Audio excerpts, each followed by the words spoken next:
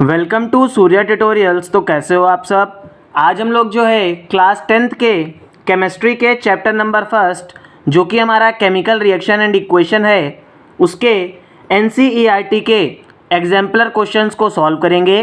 तो इस वीडियो में हम लोग जो है क्वेश्चन नंबर 39 से लेकर के क्वेश्चन नंबर 44 तक की सभी क्वेश्चंस को समझेंगे। तो चलिए स्टार्ट करते हैं। तो बेसिकली ये जो भी हमारे क्वेश्चंस होंगे ये आपके लॉन्ग आंसर टाइप क्वेश्चंस होंगे। Question number 39, on heating blue coloured powder of copper nitrate copper oxide that is black oxygen and A brown gas X is formed.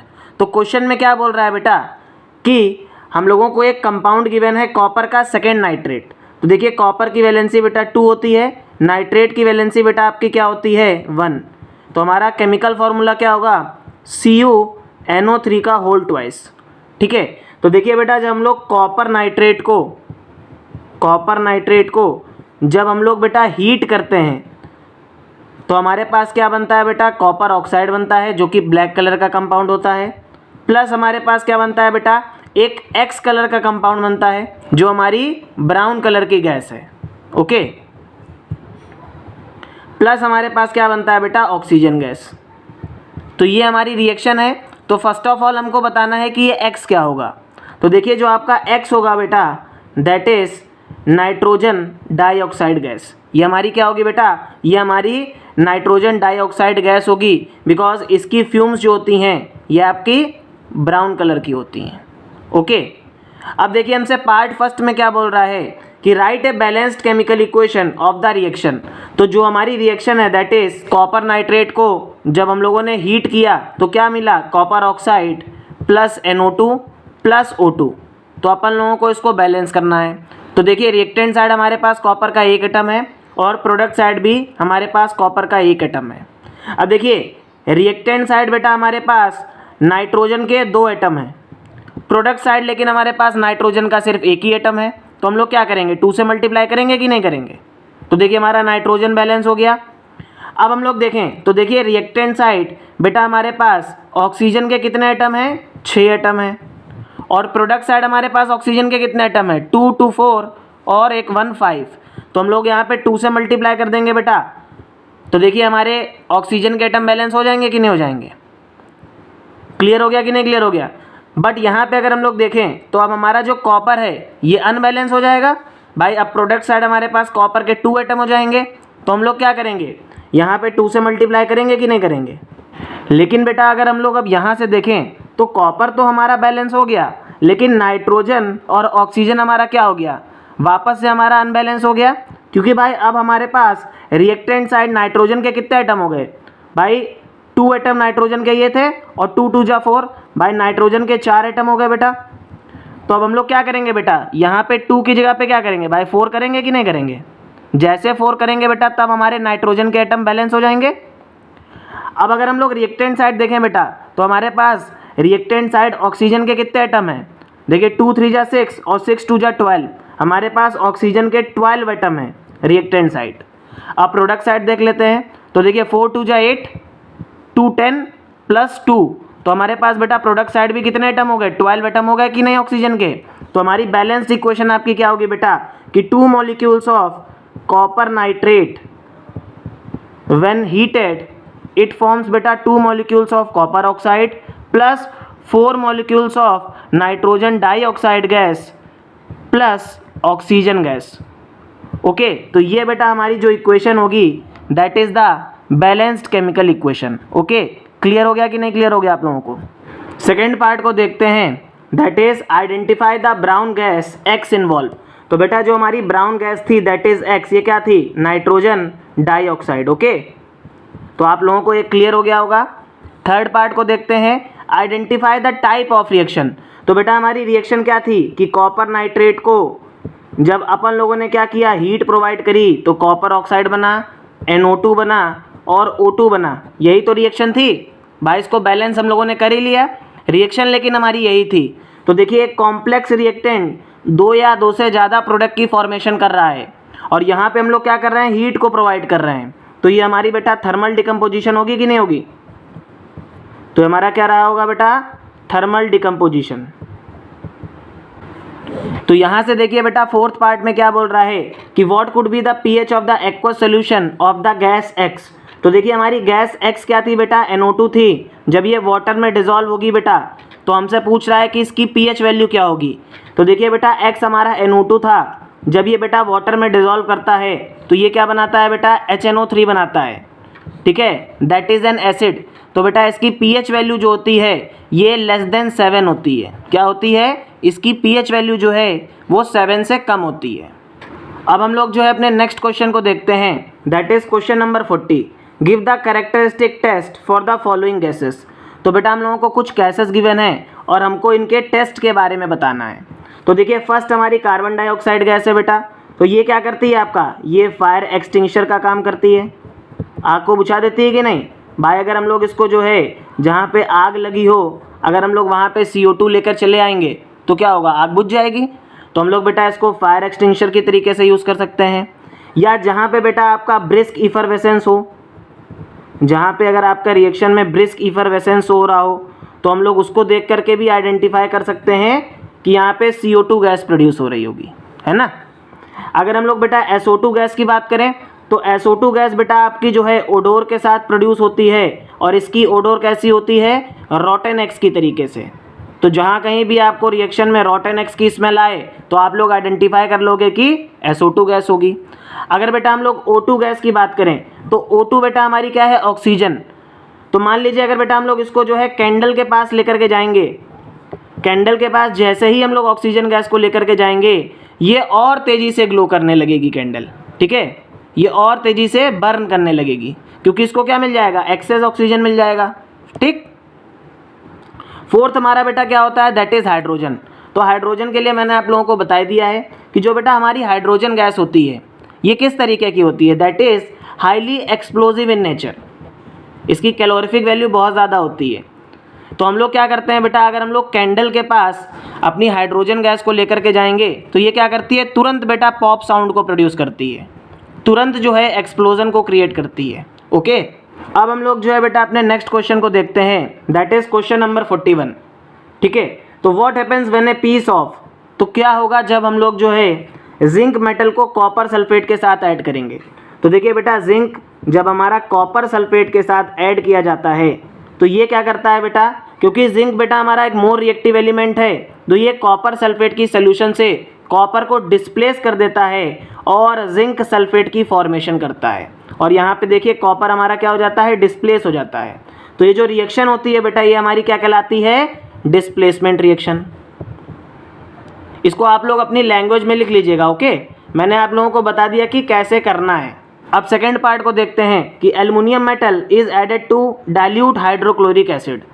तो बेटा जब हम लोग जो है एल्युमिनियम का हाइड्रोक्लोरिक एसिड के साथ रिएक्शन कराएंगे तो बेटा हम लोगों को क्या मिलेगा, एल्युमिनियम क्लोराइड मिलेगा और यहाँ पे हमारी हाइड्रोजन गैस प्रोड्यूस होगी, ठीक है। तो ये हमारी क्या होगी, ये हमारी ओवरऑल रिएक्शन होगी। आप लोग इसको डायरेक्ट लिख सकते हो। नेक्स्ट पार्ट में क्या बोल रहा है, silver metal is added to copper sulphate solution. तो बेटा सिल्वर जब हमारा कॉपर सल्फेट सोल्यूशन के साथ ऐड होगा तो यहाँ पे कोई भी रिएक्शन नहीं होगा। क्यों कोई रिएक्शन नहीं होगा बेटा, क्योंकि जो हमारा सिल्वर मेटल होता है that is very less reactive, ये बहुत लेस रिएक्टिव होता है, जिसकी वजह से क्या करता है बेटा, कॉपर के साथ कोई भी रिएक्शन को शो नहीं कर पाता है, ओके। अब हम लोग जो है बेटा अपने नेक्स्ट क्वेश्चन को देखते हैं, that is question number 42। So what happens when zinc granules are treated with dilute solution of H2SO4, HCl, HNO3, NaCl and NaOH। तो देखिए बेटा हमको बताना है कि क्या होगा जब जिंक को हम लोग जो है इन सब कंपाउंड्स के साथ या एसिड्स के साथ ट्रीट करेंगे। तो देखिए बेटा जिंक जो है जब हमारा H2SO4 के साथ रिएक्ट करता है तो बेटा जिंक को जब हम लोग जो है H2SO4 के साथ ट्रीट करते हैं तो ये ZnSO4 बनाता है और यहाँ पे हाइड्रोजन गैस लिबरेट हो जाती है। नेक्स्ट हमारा HCl, तो बेटा जिंक हमारा HCl के साथ रिएक्ट करके क्या बनाता है, ZnCl2 बनाता है और यहाँ पे भी हमारी हाइड्रोजन गैस प्रोड्यूस होती है। जिंक बेटा हमारा नाइट्रिक एसिड के साथ भी रिएक्ट करता है HNO3 और क्या बनाता है बेटा, जिंक नाइट्रेट बनाता है, दैट इज ZnNO3 का होल ट्वाइस, प्लस यहाँ पे क्या होता है बेटा हमारा N2O भी फॉर्म होता है, ठीक है। और यहाँ पे बेटा हमारा वाटर रिलीज करता है। तो देखिए इन सब के साथ क्या किया इसने, रिएक्शन किया। लेकिन बेटा जिंक जो होता है हमारा NaCl के साथ कोई भी रिएक्शन को शो नहीं कर पाता। जिंक क्या करता है बेटा, NaCl के साथ कोई भी रिएक्शन को शो नहीं करता, बिकॉज सोडियम जो होता है बेटा हमारा ज़्यादा रिएक्टिव एलिमेंट होता है एज कम्पेयर टू जिंक। तो इस वजह से जिंक जो है बेटा सोडियम को डिस्प्लेस नहीं कर पाता। ठीक बेटा, क्या होगा, जिंक हमारा सोडियम हाइड्रोक्साइड के साथ भी कोई रिएक्शन को शो नहीं करता। यहाँ पे क्या होगा बेटा, कोई भी रिएक्शन नहीं होगी, क्योंकि यहाँ पे बेटा सोडियम जो है ज़्यादा रिएक्टिव एलिमेंट है, तो जिंक क्या करेगा, इसको डिस्प्लेस ही नहीं कर पाएगा। ठीक है, क्योंकि मैंने आप लोगों को रिएक्टिविटी सीरीज पढ़ा रखा है, तो आप लोगों को समझ में आ गया होगा। अच्छा, एक बात आप लोगों से और कहना है बेटा कि अगर आप लोगों ने अभी तक की एग्जाम्पलर का पार्ट फर्स्ट और पार्ट सेकंड नहीं देखा है, तो आप लोग जो है बेटा जा कर के देख लीजिए, वहाँ पे मैंने सारी चीज़ों को अच्छे तरीके से एक्सप्लेन किया है। साथ ही साथ बेटा आप लोगों से ये भी कहूँगा कि पूरे चैप्टर की प्लेलिस्ट मैंने बना दी है, डिस्क्रिप्शन में जा कर के आप लोग जो है सारे वीडियोस को देख सकते हो। तो अब हम लोग जो है बेटा अपने नेक्स्ट क्वेश्चन की तरफ मूव करते हैं, that is very very important. So on adding a drop of barium chloride solution to an aqueous solution of sodium sulphite, बेटा यहाँ पे सल्फाइट है, सल्फाइट बोले तो SO3, ठीक है, सल्फेट नहीं है, सल्फाइट है। White precipitate is formed, right a balanced chemical equation of the reaction.